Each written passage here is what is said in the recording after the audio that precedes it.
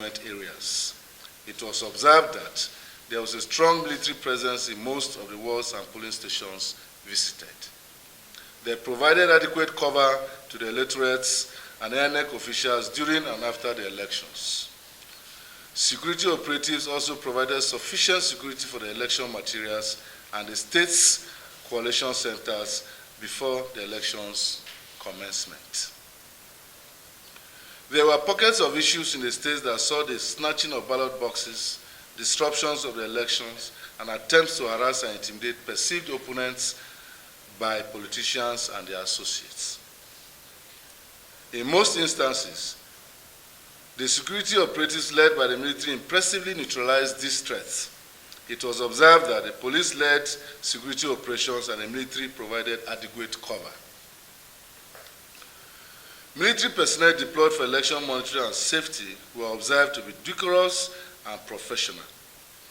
There were a few instances where the military deployed force that resulted in injuries and loss of lives. However, this does not take away the fact that the deployment of force was in an attempt to protect the sanctity of the exercise.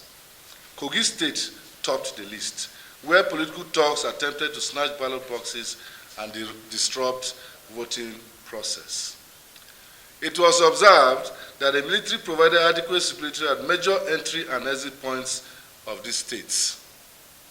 The military conducted random stop and search exercises, and to a large extent, they prevented the influx of small arms and light weapons in the states during the conduct of the elections.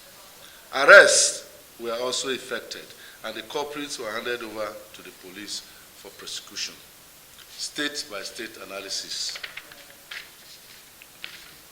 Kogi State. Kogi State was volatile, given the dynamics at play in the elections. Kogi East Senatorial District recorded skirmishes and exchange of fire between security operatives and political thugs.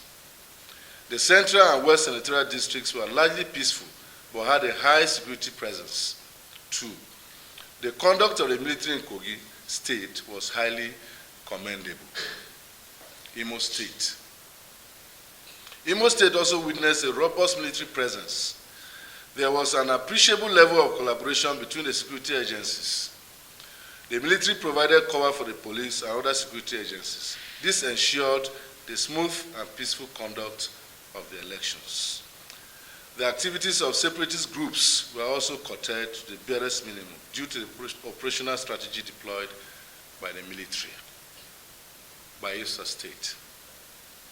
Bayelsa State also had its fair share of security concerns during the elections. However, the security agencies were able to nip them in the bud through collaborative actions. Conclusion. The Coalition for Democracy and Development in Africa, after extensive scrutiny of the reports of election observers, concludes that the Nigerian military and other security agencies provided adequate security before, during, and after the elections. The military was professional in their conduct, which was commendable. The conduct of the security agencies indicated a commitment to preserving democracy in Nigeria. The Defense Headquarters was also commended in its supervision of the election operations. There were clear-cut communication channels that improved response time to security threats in the states. So please, we have to improve on certain areas.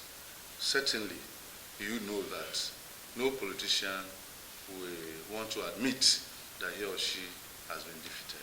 They work towards their success in elections. And I want to believe that we observers are not in a position to give you clear-cut answers on how politicians should behave during or after elections. The fact remains that our democracy is still nascent. In as much as we are 23 years or more in this democracy, we are still nascent. We are growing. And I believe that as we keep going, as elections keep coming, INEC will improve and politicians also will improve in their conduct of elections. Thank you very much. Okay, similarly, as coalition.